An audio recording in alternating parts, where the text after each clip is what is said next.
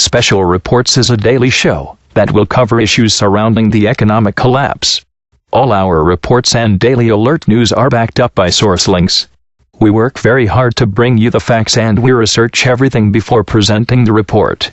Subscribe for latest on financial crisis, oil price, global economic collapse, dollar collapse, gold, silver, Bitcoin, global reset, new world order, economic collapse, economic news, political, geopolitical news. Today, we talk about the crash of the Bank of the United States.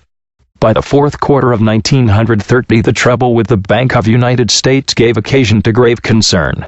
The Bank of United States was a bank which ought never to have existed, and which certainly ought never to have had the name it had.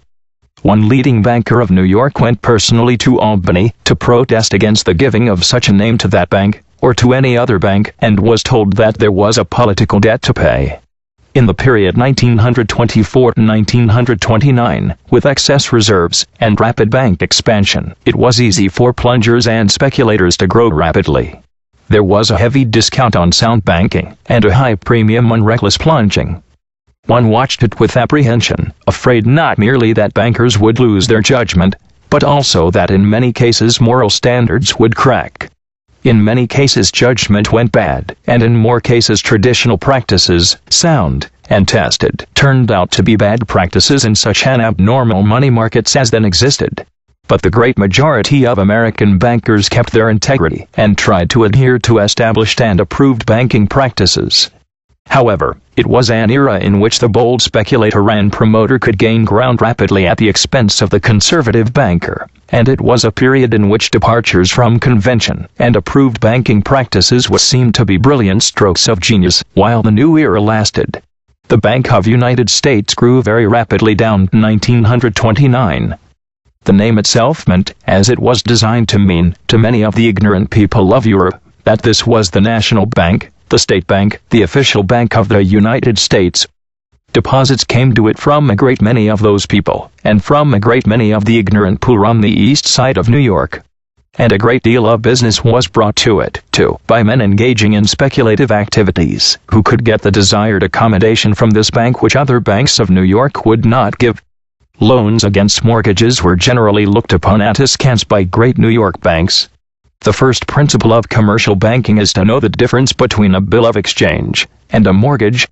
Second mortgages and third mortgages were notoriously improper documents in a bank's portfolio, or as a collateral to its loans. But the Bank of United States went in heavily for these. It had an affiliate also, the Bankers Corporation. This was engaged in many yet more questionable transactions, including manipulation of the stock of the bank and loans against the stock of the bank. In addition to the utterly unsound banking practices, there were definitely criminal acts for which the head of the bank subsequently went to prison, not unaccompanied.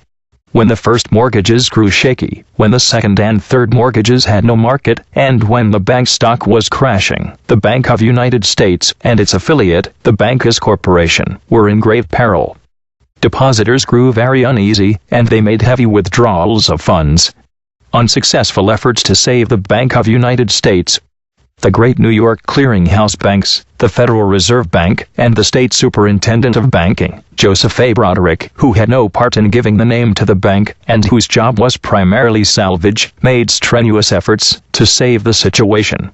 The great clearinghouse banks were prepared, in the interest of preserving the good name of banking in New York, to stand part of the losses.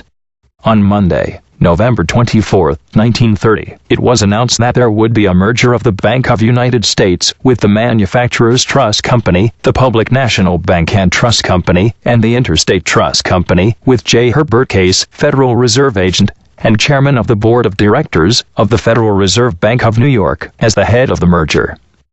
This looked like an admirable solution of the problem. The financial community breathed a great sigh of relief when it appeared that J. Herbert Case thought that the situation could be solved in this way. It appeared that the aggregate capital funds of all these banks would suffice to absorb the losses and still leave a strong institution. But the agreement was a contingent agreement, and the other banks were to have time to scrutinize the assets of the Bank of United States. As they did, the merger became impossible. The officials of the other banks and J. Herbert Case could not assume responsibility for such a mess. The problem remained. the clearinghouse continued to work hard upon it. A conference, lasting beyond midnight, of leading New York bankers sat with Superintendent Broderick on the night of December 10th and the early morning of December 11th. A plan was worked out by which a wholly new management, under the presidency of the head of one of the small but sound banks of the city, was to take over the Bank of United States with a guarantee of the great clearinghouse banks against loss. But after this able young president, and his associates, accustomed to clean, sound banking, looked at the assets of the Bank of United States, looked at the second and third mortgages, looked at the tangled and involved transactions they would have to deal with, they declined. They just did not know how to do that kind of banking. No other New York bank knew how to do that kind of banking. And so it came to pass that, on Thursday morning, December 11, 1930, the Bank of United States was closed for good. Cheap money could not help in a situation like this. To ease the shock and to relieve the plight of the depositors of the bank, the other banks of the city agreed to make loans against deposit accounts in the Bank of United States up to 50% of their face value. With the announcement of the closing of the Bank of United States, the stock market plunged still lower. Money remained extraordinarily cheap in the stock market crisis. Call loan renewal rates ranged from 2 to 2.3% between December 13th and December 27th. But cheap money could not help in a situation where it was not liquidity but confidence that was vanishing. The stock market reached a wide-open selling climax on Wednesday, December 17th. Then, as is usual, it rallied, and the rally carried over through the early months of 1931.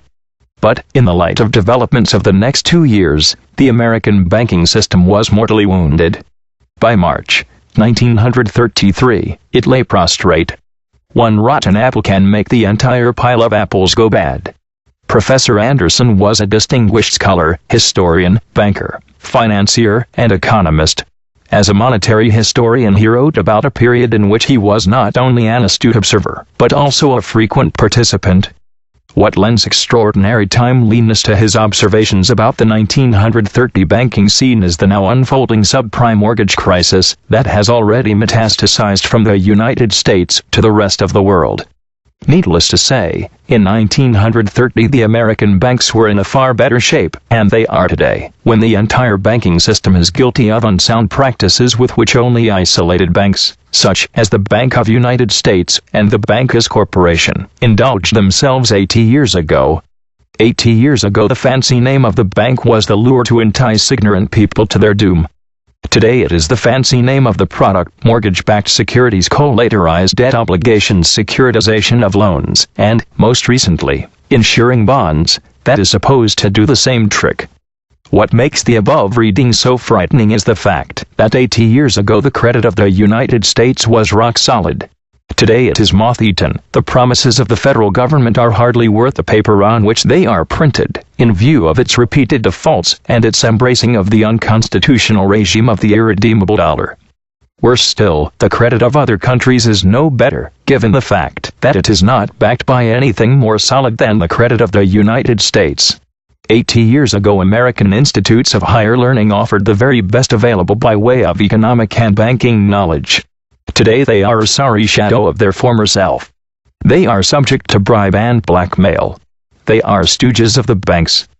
There is a gigantic cover-up and distortion of truth as a consequence of our way of financing advanced studies through grants from the banks, including the 12 Federal Reserve banks, with a hidden agenda to perpetuate the regime of the irredeemable dollar. If academia is the tamed lion of the banks, then financial journalism is their lapdog. 80 years ago one was afraid that moral standards may crack in consequence of questionable banking practices. Today we know that they have. The Bank of United States closed its doors for good on December 11, 1930. But it did not even have off-balance liabilities. Nor did it have NINA mortgages. NINA equals no income, no assets. It is interesting to watch the Fed trying to meet the present crisis in the same way as it was in 1930, by administering liberal doses of cheap money. In 1930 the Fed made the crisis worse, and it prepared the ground for the Great Depression. Cheap money in 1930 certainly did not stop the decline in the stock market. Ruefully, one can say of the Fed the same what was once famously said of the Bourbons. After the restoration of the monarchy in France, they've learned nothing and forgotten nothing. After the crash, banks seek middle ground on regulations. Before the 2008 financial crash, getting a loan could not have been easier. Banks across the country handed out mortgages like candy, requiring little oversight or accountability. After the crash, new regulations were established to prevent another financial disaster. The largest of the regulations passed in July 2010, it was the Dodd-Frank Wall Street Reform and Consumer Protection Act. Now, 8 years since Dodd-Frank, the economy is healthy and stable again. However, according to bankers and financial experts across the Sunlight Project coverage area, Valdosta, Moultrie, Thomasville, Dalton, and Milledgeville, the effects of the Great Recession may have subsided, but the broad regulations put in place to prevent another crash still constrict smaller community banks. Weathering the storm, Dill Culbreth, Thomasville National Bank Group vice president, said the bank was fortunate to ride out the recession. Many small banks around the Sunlight Project coverage area were not so lucky. Culbreth said banks such as TNB were not the primary cause of the crisis, but were still impacted. It was mainly caused by these financial institutions throughout the country that did not know their borrowers, he said. For example, a mega bank in California loaned money to someone in South Carolina and had no documentation or verification of income, Culbreth said. But community banks know their borrowers, he said. Their managers live in the community, grew up there, graduated there, shop at the local grocery store, and own homes there. Culbreth said Dodd-Frank cast net over all banks, even the community banks that know their customers. The crisis caused most banks to change their standards for loaning money, Culbreth said. The net effect of that is it made some of their best customers unbankable. Because of TNB's financial strength, the bank could work with customers who were struggling financially, Culbreth said. Ironically, many of those customers have recovered fully and are some of our bank's best customers, he said. TNB follows the regulation, but does its best to insulate customers from government bureaucracy, he said.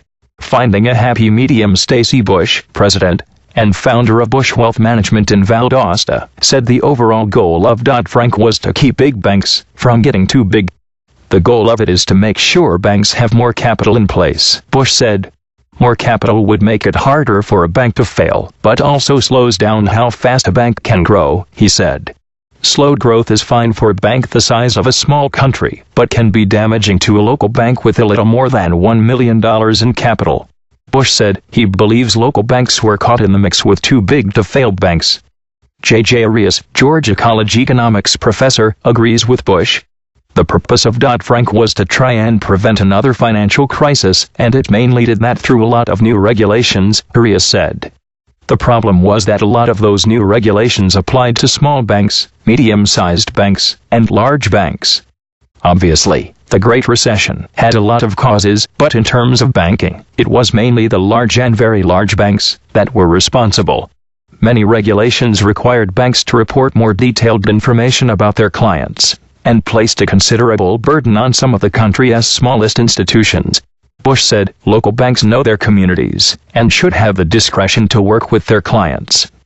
The best example of the burden placed on smaller banks is the hoops people have to jump through to get a mortgage, he said. Getting a mortgage is a process of collecting required documents like bank account statements, investment statements, and that sort of thing, Bush said. If you don't have every little I dotted and T crossed, it can be a pain. For example, he had a client who wanted to buy a house. The client's income had increased, and the client had the money available to purchase a home, but he missed filling out one little box, and was denied the mortgage, Bush said.